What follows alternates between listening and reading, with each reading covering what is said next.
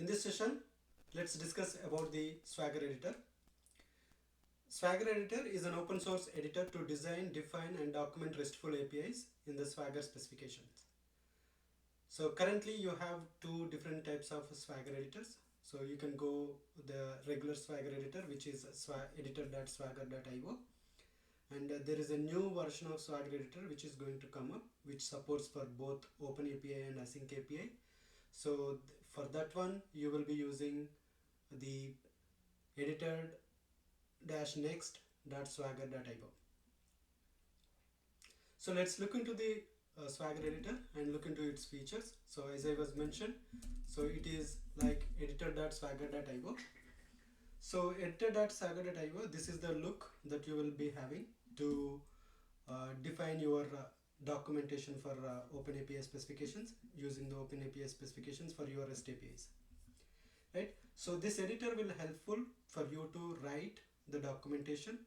So currently if you see, you have an OpenAPI 3.0.3, that is the version, and it's discussing about the info about the services, and it's discussing about the paths. So what the path you have as a pet, and it has the request, the you have the pet has a request and the responses that you have, and you have a post pet which is another API, so that has a summary, so it's add a new pet for the store. So like this you can define the different API paths into a single Swagger documentation. So how the documentation look like? Documentation will be like this. So whenever you open the editor.swagger.io, it will loaded with the default OpenAPI specification for the Swagger pet store. So this is the sample pet store API specifications will be shown to us when we open this Swagger editor.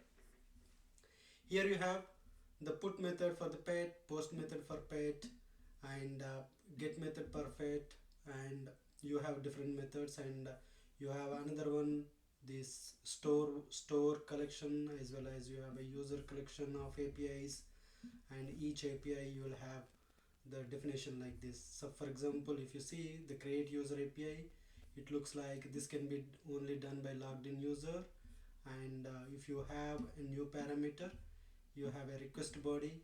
What is the request body it would accept, and how the request body look like, how the response look like, that will be shown in the responses.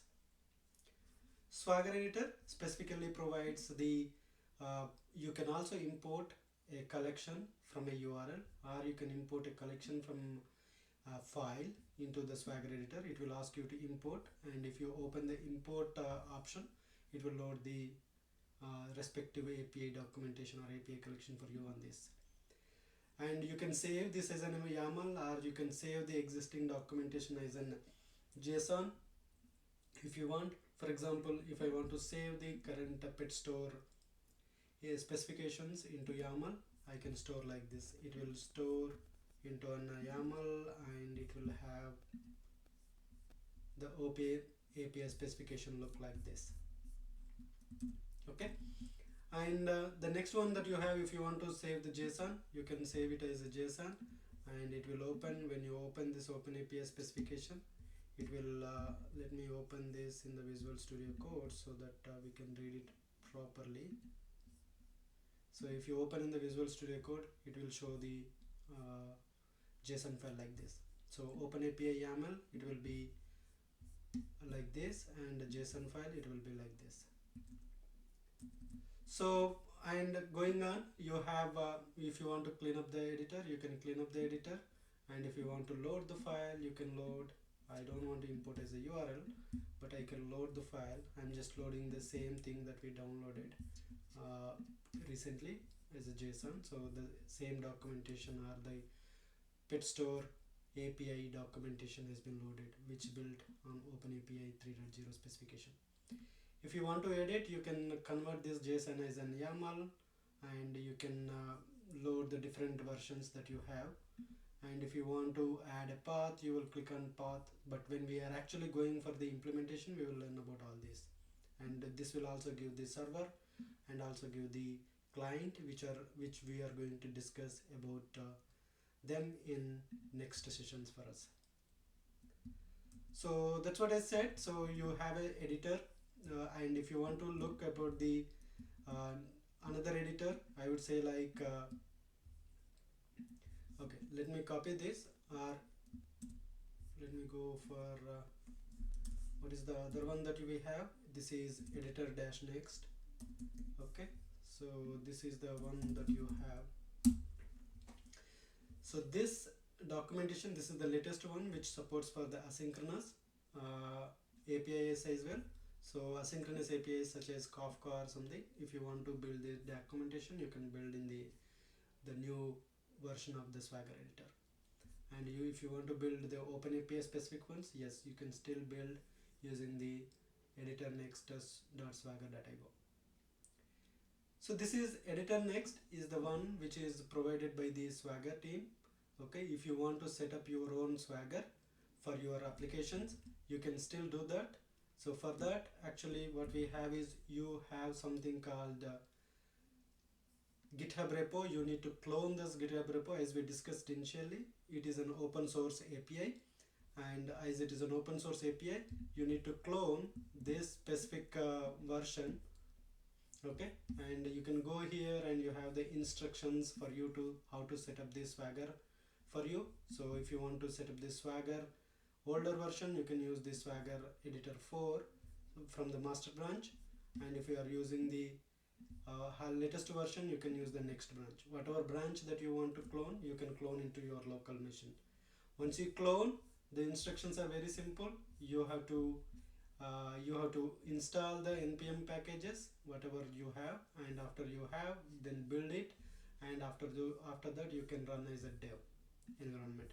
So in this specific example, I have cloned the Swagger editor for my use case.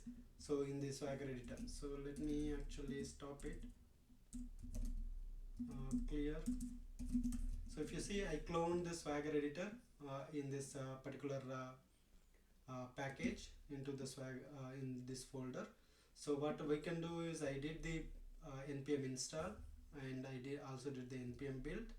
But if you want to see the Swagger editor running in your local, you can use the npm run dev. Okay, so the npm run dev will make your Swagger editor running on 3200 port. So if you go take this port and go to your browser and see, the Swagger editor is running locally.